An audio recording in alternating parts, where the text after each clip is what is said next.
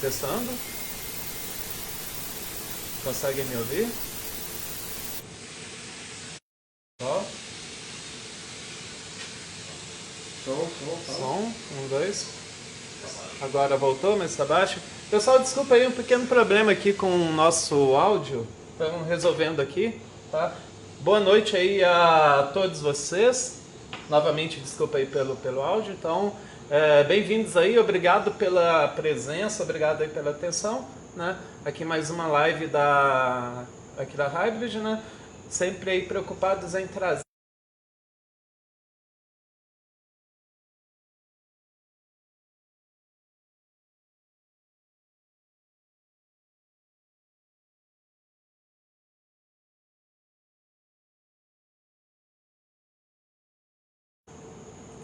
Opa, desculpa pessoal. Tivemos aqui mais um pequeno probleminha.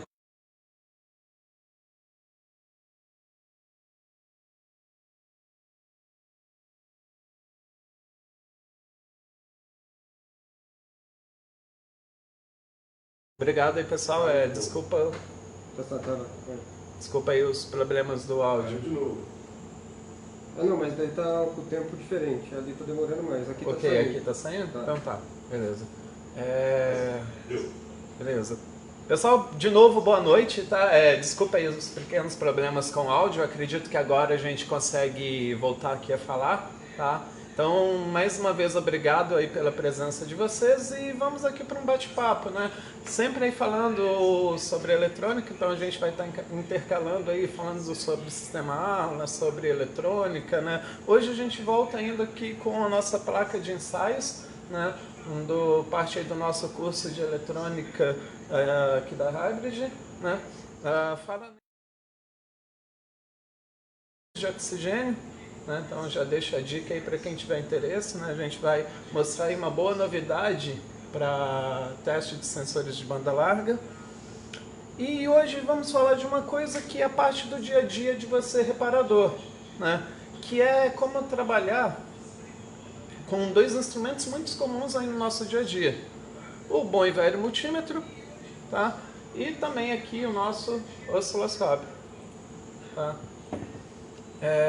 E aí a ideia é umas dicas assim sobre configuração, né? Escala, teclas, como salvar uma forma de onda e tal, tá? Então, beleza, pessoal. Essa live deve ter uma duração aqui de uns 50 minutos. Eu vou falar aqui por mais ou menos uma meia hora e depois abro espaço aí para as perguntas. Então, dúvidas e perguntas, por favor, passem aí para a gente poder fazer um bom bate-papo. Beleza? Então, vamos começar aqui, ok? Vamos começar falando aqui sobre o nosso bom e velho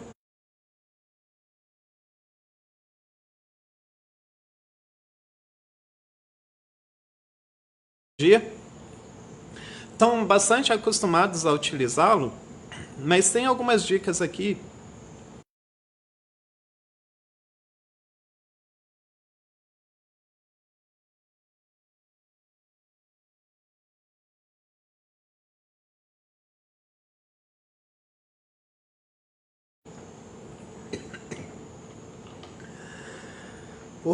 Então, primeira coisa aqui. Gente, desculpa. Primeira coisa.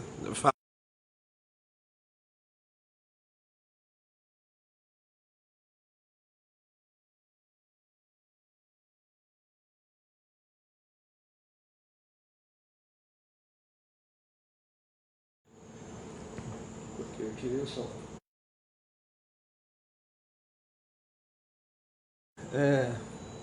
Beleza?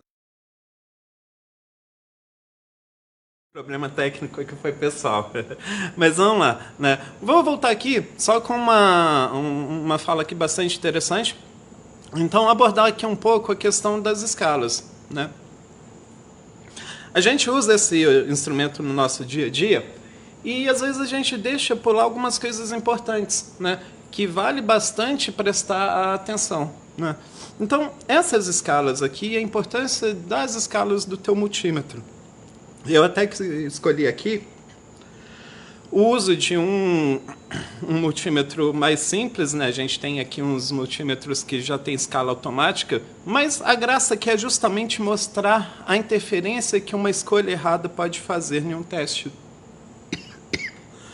Então, começando pelo básico, o teste que normalmente todo mundo já faz, que seria as escalas para fazer a medição de resistência, né? Então, se vocês observarem, ele vai ter aqui a escala ômica. Partindo aqui de 200 ohms e vindo até 20 mega-ohms, né? Então, quando eu faço a escolha de usar uma dessas escalas, eu estou me referindo a um limite de medição, como nesse ponto, né, onde eu estou me limitando a medições até 200 ohms. Então, se você vai medir a impedância ali da rede CAN, você está querendo ver o fechamento da rede CAN, se ela está certa, você vai procurar achar uma resistência ali de aproximadamente 60 ohms fechando a rede, né? Então, eu vou usar essa escala. E nesse momento eu deixei um exemplo bem legal aqui na bancada para mostrar como que a escolha errada da escala pode interferir aí na leitura que vocês vão fazer. Vou pegar aqui as pontas de prova. Deixei um resistor já preparado aqui na nossa placa de ensaios, é um resistor de 100 ohms.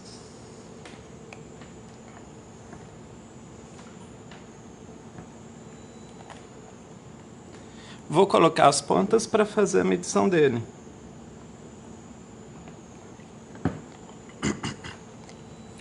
Nessa primeira escala, que é a escala de 200 ohms, vejam, eu tenho uma leitura de 103. Como é um resistor com precisão de 5%, ele está dentro da precisão. Então, muito bom. Mas se eu não tiver esse cuidado de observar uma escala, olha o que vai acontecendo. 2K, perceba, ele me diz que eu tenho 100 ohms. Perfeito, ainda é uma medição certa. Se eu venho para essa próxima medição, eu coloquei na escala de 20K, percebam que aqui a minha leitura já está errada. Então ele já me deu um valor que não é o valor correto, né? Então, enfim, essa aqui é a dica primeira aqui que a gente vai dando, né? Então, cuidado com as escalas, né? E esse é um cuidado bastante importante aí no teu dia a dia. Ter essa atenção à medida que faz essas leituras. E o mesmo vai servir para o resto. Eu me importei agora aqui em mostrar a escala de resistência. Mas se você continua trabalhando, aqui eu vou ter então a escala para medição de tensão. E veja que eu tenho desde aqui desse ponto em 200 milivolts até 600 volts DC. Ó, o tracinho aqui em cima, né? Da mesma forma que no outro exemplo, se eu fizer uma escolha errada de escala, o que vai acontecer? Eu vou acabar errando a minha leitura, né? Então, de repente, eu olho com um olhar muito longo, né? Pego um valor muito alto de escala para ver uma tensão pequena, eu acabo não enxergando, né? Aqui eu vou passar até um pouco mais rápido sobre o resto do multímetro e depois focar um pouquinho no osciloscópio, onde a gente vai ver que isso aqui acontece a mesma coisa. Se eu faço uma leitura errada de escala, eu acabo atrapalhando ali no dia a dia, né? Então, enfim, viram que a praticidade da nossa placa de ensaios é uma forma da gente estar sempre treinando aí os conceitos de eletrônica que vão fazer uma diferença enorme no teu diagnóstico aí do dia a dia, né? E essa é a nossa intenção, né? Ter sempre um treinamento que facilite o uso da eletrônica no teu dia a dia e facilite para você resolver os teus problemas, né? Voltando aqui, mais uma dica bastante importante que seria na hora de trabalhar com essa correlação, né? Então aqui você já tem a escala também para fazer a leitura em amperes, que você vê desde uma escala bem pequena, de microampere, até aqui onde você tem os 10 amperes aqui, tá? E aqui, dica, né? Sempre que você for fazer uma leitura nessas escalas, ou seja, para fazer a medição de corrente, sempre lembrar que para se medir uma corrente, você precisa fazer o quê? Interromper o teu circuito. Então, exemplo, eu tenho aqui na nossa placa de ensaios um motor DC para atuar. Caso eu queira fazer essa medição para medir aqui a corrente, o que eu tenho que fazer? Pegar um ponto do circuito, como o ponto que está fazendo a ligação dele aqui é o positivo do sistema, por exemplo, e abrir esse ponto para aí sim eu inserir aqui as minhas pontas, né? E aí eu vou conseguir fazer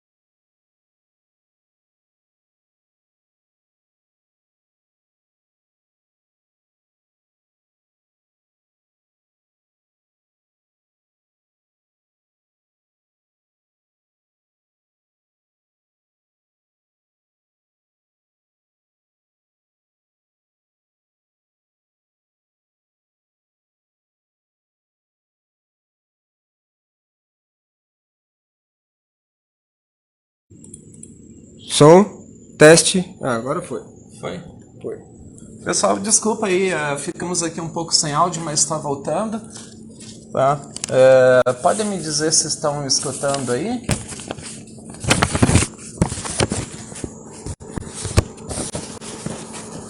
Conseguem me ouvir? Vai sair, sabe? Agora sim? Ah, tá. Então, perfeito, gente. Obrigado aí pela paciência, tá? Tinha uma pergunta aí do Márcio Galdino, perguntando sobre a eletrônica embarcada.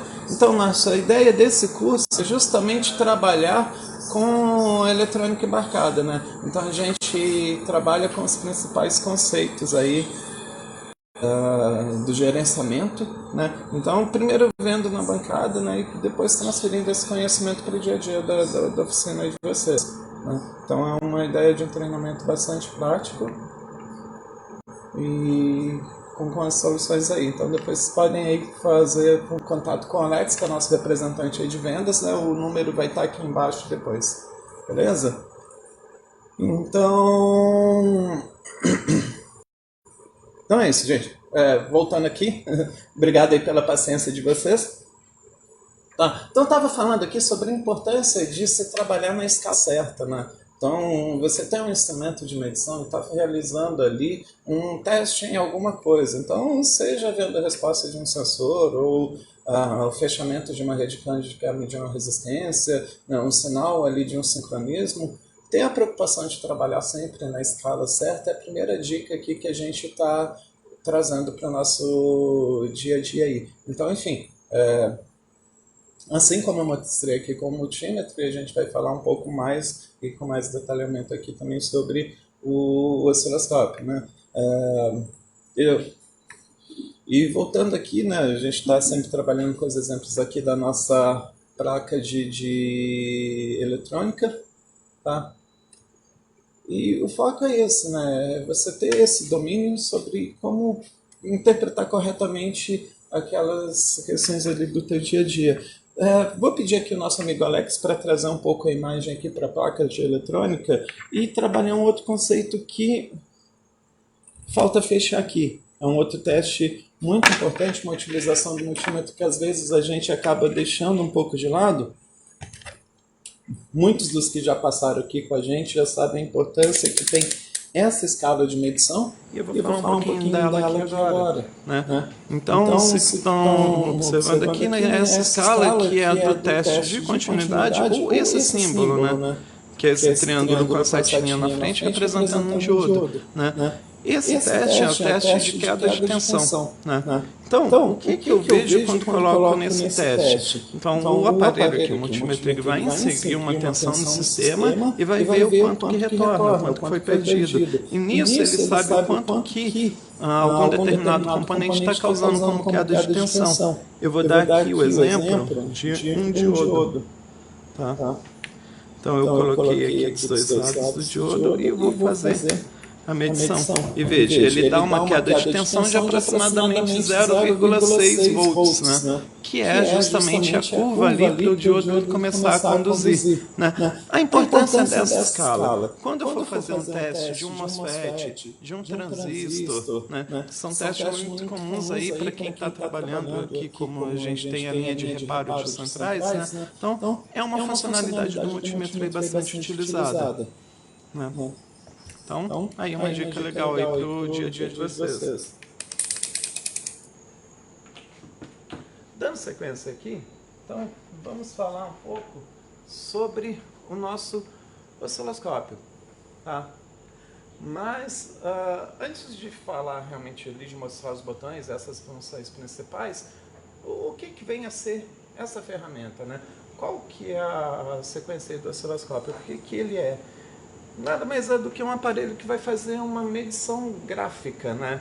Então, a gente vai estar trabalhando aí com gráfico, né? Então, lembra lá no ensino médio, né, onde você via aquele plano cartesiano?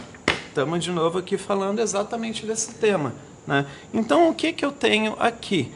Eu vou ter uma sequência de um gráfico com dois eixos, tá? Então eu tenho aí o nosso eixo X, Y, desculpa o erro, e o nosso eixo X, tá? Só que aqui pra gente, o que cada um desses vai ser, né? Então, no geral, que a gente vai estar falando em relação a tempo, tá? Por volts, né? Então, no geral, o osciloscópio vai trazer para mim um gráfico, mostrando algo assim. E aí, nesse gráfico, ele vai me mostrar uma determinada onda. Tá? Essa onda ela pode ser a resposta de um sensor de rotação, ela pode ser uma resposta característica como uma resposta de uma rede CAN, né, que é um sinal espelhado. E aí, analisando cada um desses sinais, você pode fazer então a interpretação se um dado circuito ou outro do veículo está legal ou não. Né? Então,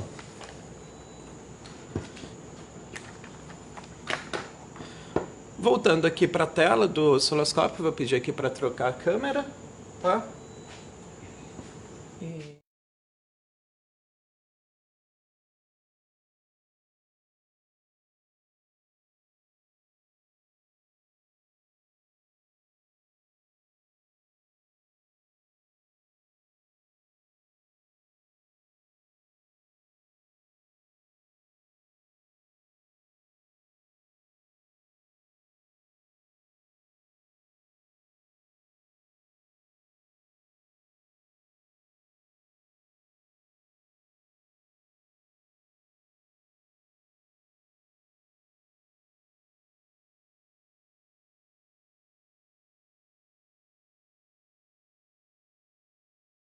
nossa dica aqui hoje é justamente tentar dar esse start inicial de não tenha medo, usa, tá? E usa sem dó mesmo, tá? Isso aqui também é tratado aqui nos nossos cursos, tanto no nosso curso de eletrônica como no nosso curso de reparo de centrais. A gente usa muito o osciloscópio. A gente costuma de brincar aqui que ele é o nossa colher de pedreiro, né? Ou o nosso estetoscópio, né? Caso qualquer uma comparação aí é válida, né? E aqui de novo a gente vai ter então essa configuração, tá? Sempre ressaltando tempo por tensão. E tem umas coisas importantes de você observar quando vai fazer essa leitura, né? Então, primeira coisa, você vai ter ajuste de ponta. E aí tem dois ajustes que são muito úteis aqui, né? Primeiro, calibração da ponta. Quando você for usar o aparelho, não precisa ser toda vez, mas é sempre bom de vez em quando estar observando, né, que você tem uma calibração. O próprio aparelho, ele já é projetado com uma entrada, né, uma saída de sinal aqui, né, então ele tem esse gerador de sinal justamente para você poder conferir se o sinal do teu aparelho está correto, como aqui no nosso caso.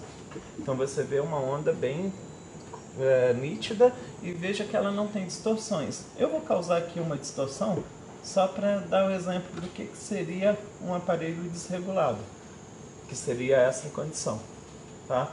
Então, enfim, quando ele estiver nessa condição, o que eu preciso? Garantir que ele esteja aqui numa boa condição. Isso vai evitar erros de interpretação, tá?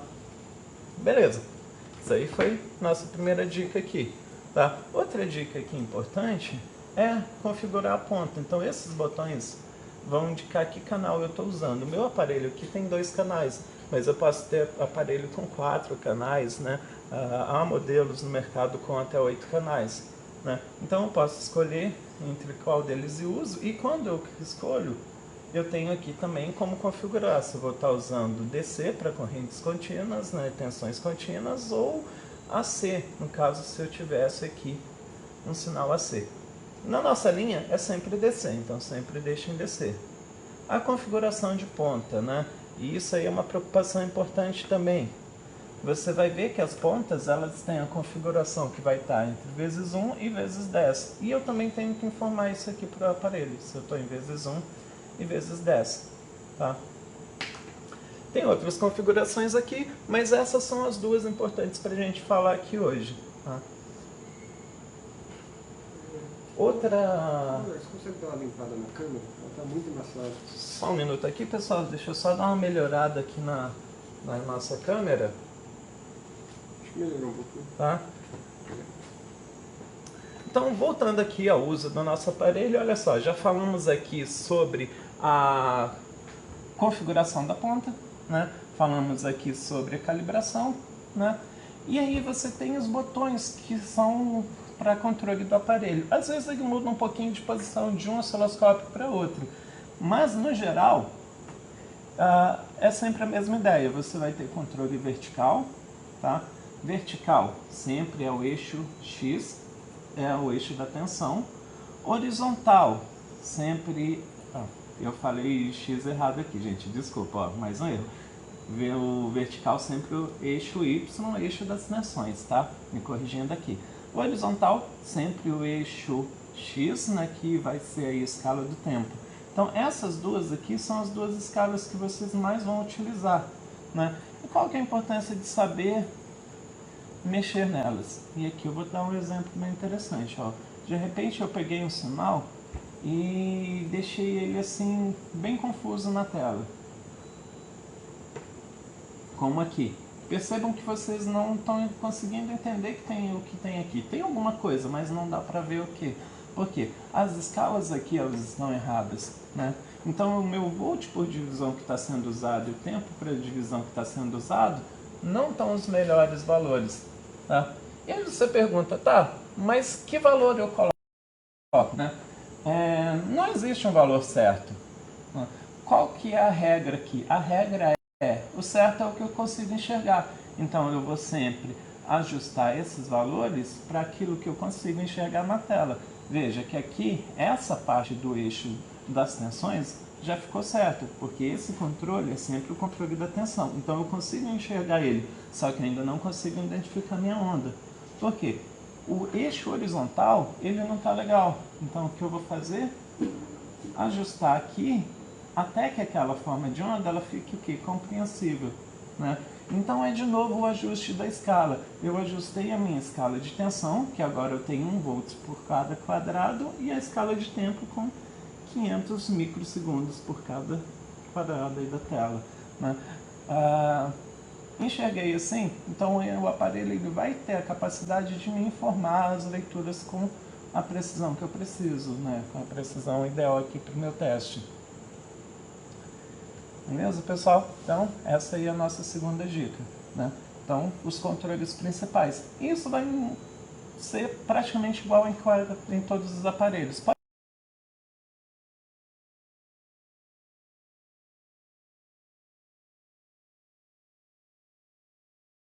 É esse controle aqui, tá? Que é o controle do trigger. Esse controle, ele vai permitir eu casar aqui minha leitura da onda com a origem do sinal. Então isso faz com que o sinal fique compreensível na tela. Se o trigger não está ajustado, veja como a onda fica. Ela fica meio perdida, né? Então eu sempre vou buscar o quê? Ajustar o trigger, tá? Deixar essa linha, né? E vocês veem que a linha está marcando aqui, ó, esse Tzinho, sempre sobre a onda, de forma que eu consiga o quê? Entender aquele sinal, né? Então, essa aqui é uma outra dica legal. Nem todo sinal vai conseguir ser trigado perfeitamente, porque alguns sinais eles não têm uma repetição muito perfeita. Mas, no geral, aquilo que você conseguir fazer, essa é uma dica interessante, tá? E aí, sobre leituras, né? A gente tem aqui alguns valores que são principais para a gente poder fazer a leitura, né? Então, o que eu poderia estar sempre me atendo? Tá? Principais valores aí. Se eu tenho uma determinada onda, eu vou me ater e observar que, né, eu tenho o que eu chamaria de uma onda, tá? Como que eu sei o que é uma onda? É algo que começa em um ponto e vai até se repetir. Como nesse caso, começou e se repetiu, tá? Então aqui eu vou ter um conceito que é a duração dessa onda. É daqui a aqui. Então, daqui a aqui ela tem um tempo, tá? Esse tempo, ele também está ligado a uma outra coisa, que é a frequência. Quantas vezes isso aqui se repete, acontece em um segundo, né? Então, é 1 dividido por... esse valor de tempo vai me dar a minha frequência. Então, isso são duas informações principais e muito importantes, que a gente usa aqui o tempo todo. Principalmente frequência, né? Outros valores muito importantes é a amplitude, que é quando eu pego o valor do meu eixo zero até um valor de máximo ou um valor de mínimo. Então, isso aqui seria a minha amplitude, tá? Então, aqui só alguns exemplos, né? A gente aqui nos nossos cursos trabalha isso com uma forma muito mais detalhada, mas aqui mesmo só para a gente ter uma noção inicial disso, né?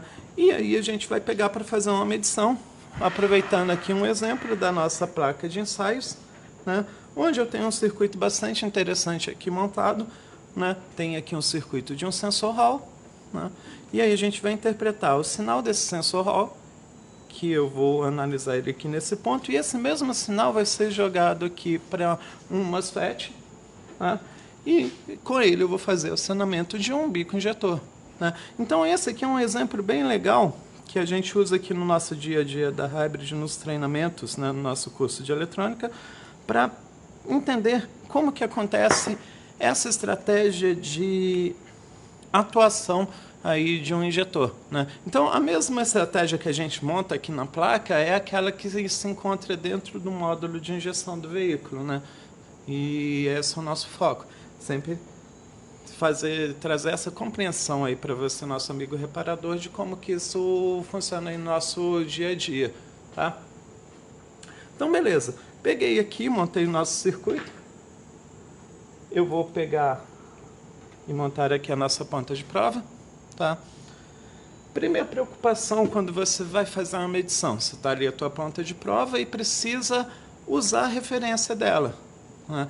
Então, esse cabinho aqui da ponta, ele é indicado para que você faça isso, você possa pegar a tua referência, que vai ser ali a massa do veículo, enfim, algum ponto que você tenha, né? O ideal é sempre tentar pegar massa o mais próximo possível que você tiver do teu ponto de medição, tá?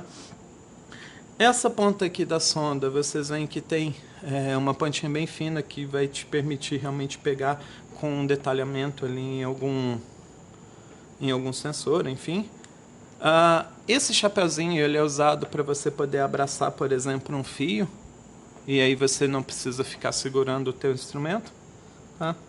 Então, feito isso, eu vou pegar aqui, aterrar a nossa ponta de prova, junto aqui com o terra da minha placa de ensaios aqui. Dica muito importante, pessoal, o terra ele é um único para as duas pontas, então não precisa aterrar as duas pontas, tá? Sempre usam apenas uma das duas, até para você poder evitar algum acidente, né? Então eu fiz isso aqui, ó. Eu vou pegar aqui um ponto para observar o nosso sinal, só fazer uma pequena manipulação aqui.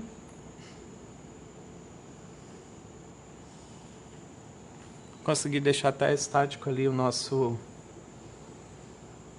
equipamento. Beleza, fazendo uma ligação aqui.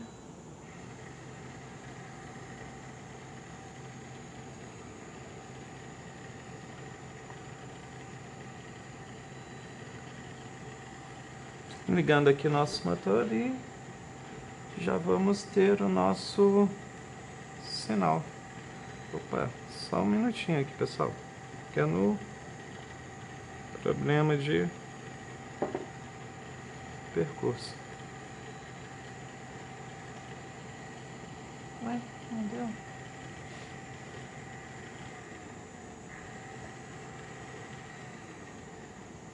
Pô, só porque eu falei que ia pegar, não.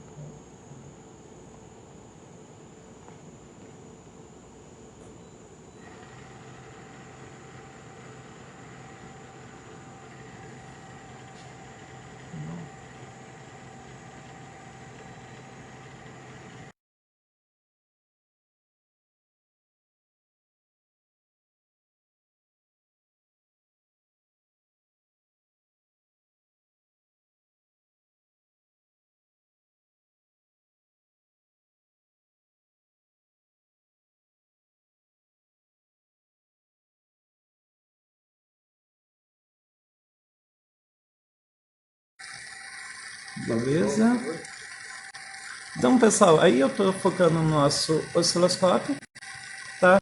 E vocês vão conseguir interpretar que tem aí no nosso dispositivo um pequeno sinal.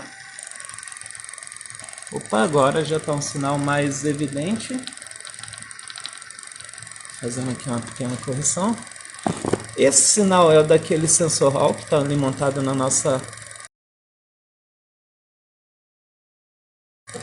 durante o curso, justo nessa preocupação de demonstrar ele como que se realiza essa montagem do circuito dentro do módulo, ele entender como que é feito o gerenciamento, entender como que trabalha um circuito indutivo, como trabalha um circuito Hall.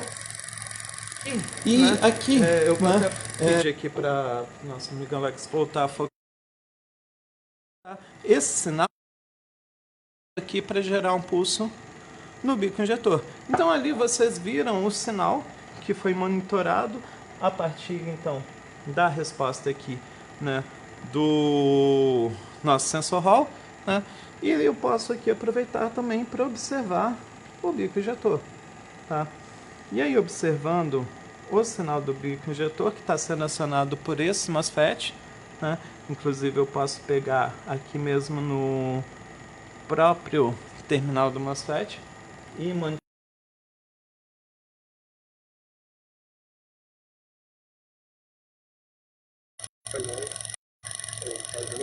E aqui no osciloscópio a gente vê.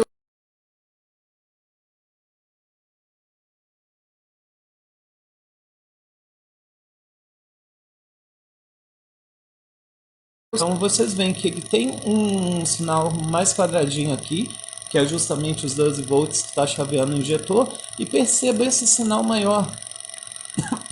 Esse outro sinal crescendo aqui é justamente o sinal da força contra-eletromotriz, né? E é uma coisa aqui que vocês verão também aqui durante o curso, né? Mas toda vez que você carrega um indutor, ele armazena uma energia que essa energia depois é dissipada, né? É entregue ao sistema. Então, aqui no caso, a gente conseguir realmente sendo acionado, não só porque tem um pulso, mas tem essa relação da força contra a eletromotriz, que só acontece quando o elemento realmente está sendo acionado. Tá? Se eu desligar o bico, eu realmente desliguei aqui do nosso sistema, então eu perco aquele sinal. Eu tirei ele aqui do nosso conector. Então, pessoal, essa aí é a nossa dica. Tá? E uma outra dica importante aqui, mantendo aqui no osciloscópio, é que eu posso fazer o quê? O salvamento dessas formas de onda. Né? Então você vai lá e faz o trabalho de ler um sinal de rotação, por exemplo. E você tem lá um sinal que foi monitorado. Os aparelhos normalmente têm essa tecla, e isso aqui é uma dica muito, mas muito útil aí para o dia a dia de vocês, tá? A tecla de salvar, né? Então você pode salvar aquilo que está enxergando. Como eu estou salvando esse sinal, estou enxergando esse sinal aqui agora. Eu venho aqui na tecla salvar, tem a opção no interno ou no menu externo, onde eu posso colocar aqui um pendrive, tá? Então vamos imaginar que eu quero salvar no... Eu vim aqui, escolho um desses menus, tá? Escolho uma dessas posições e salvo. Salvei, depois eu posso simplesmente vir e carregar. Como por exemplo, menu 7, eu vou pedir para carregar algo que eu salvo antes. Eu poderia salvar essa ação daqui agora apertando aqui em salvo. Mas eu vou carregar uma que já foi salva anteriormente, porque é mais interessante da gente ver. Que é essa aqui, tá? Esse sinal que a gente está mandando aqui agora, o que é? É um sinal de uma rede CAN. E toda vez que você tem um sinal que é um sinal de linha CAN alta e CAN baixa. E ele é perfeitamente espelhado, ó. Perceba que eu estou manipulando aqui o tempo, né? Nosso menu horizontal, para você ver a onda em detalhamento, tá? E aí você vê o espelhamento. Esse espelhamento é sinal de uma boa rede CAN. Tá? É isso, pessoal. Então, acho que essa aí é a dica que a gente tinha hoje para o uso aí do multímetro e do osciloscópio. Espero que tenha ajudado aí no dia a dia, possa ajudar no dia a dia de vocês. E ficou aberta aí a pergunta pelos próximos minutos. Então, por favor, podem trazê-las aí. Tá? Eu já vi uma pergunta ali do Giovanni Cabral, se com essas ondas para saber se está correta. Então, Giovanni, essa ideia de usar a tecla de salvo, isso aí é a melhor coisa, né? A tecla para salvar as formas de... Porque você pode fazer o seu próprio banco de dados, né? Quem faz aqui os treinamentos com a gente, obviamente, tem uma série de sinais que a gente monitora aqui durante o dia a dia, né? E isso fica com o aluno para que ele possa usar depois. Mas outra coisa importante que a gente sempre ressalta é isso. Vai lá e faz isso, né? Igual que não falamos agora sobre sincronismo de motor, mas é uma utilização maravilhosa do osciloscópio, de você, em pouco tempo, conseguir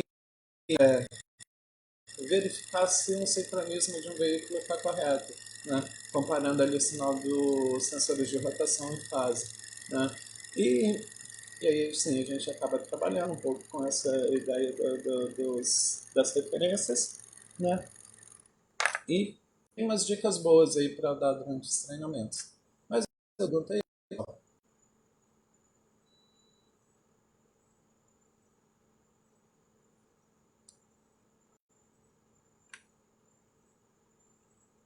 Ok?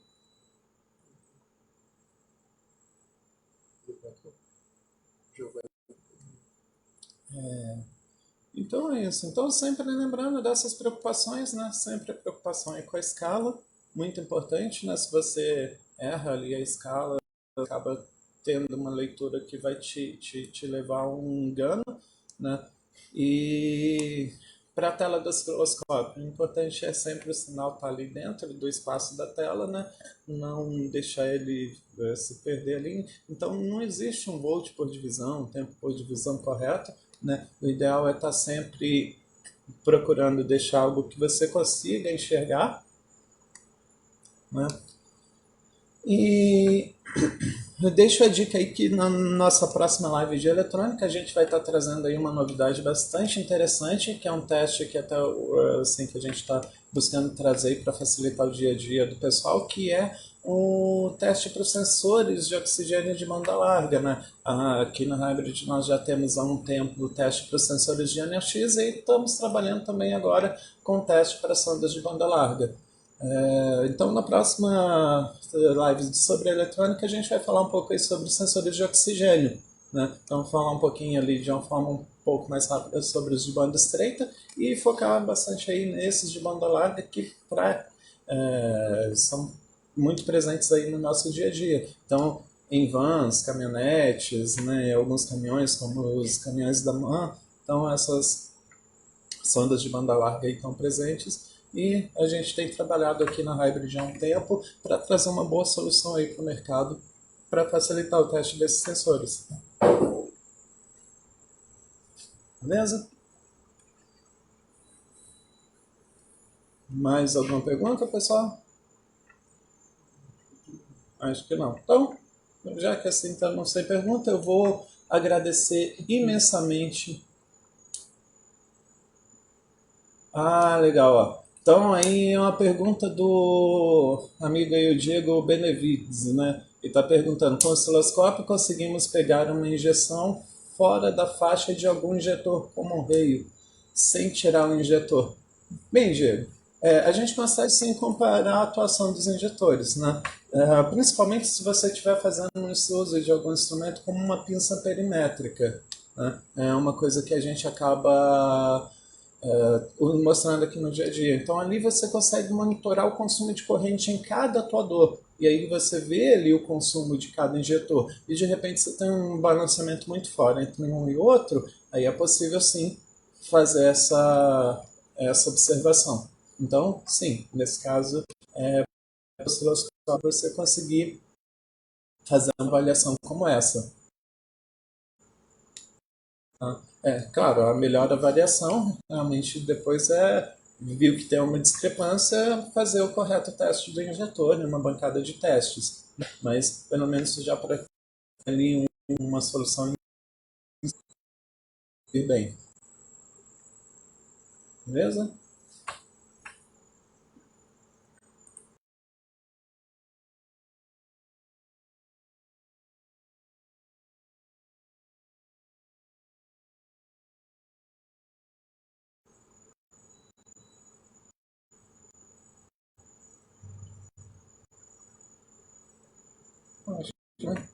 Então, beleza. Eu vou agradecer muito aí a todos vocês pela audiência e pela atenção por aqui na nossa live. Nossa próxima semana aí a gente vai sobre o sistema AMA, né? E na outra semana, como disse aí, é trazer uma novidade muito legal para vocês, que é um teste para os sensores de oxigênio de banda larga aí, tá? Então, boa noite a todos aí, pessoal. E até a próxima live aí. Valeu!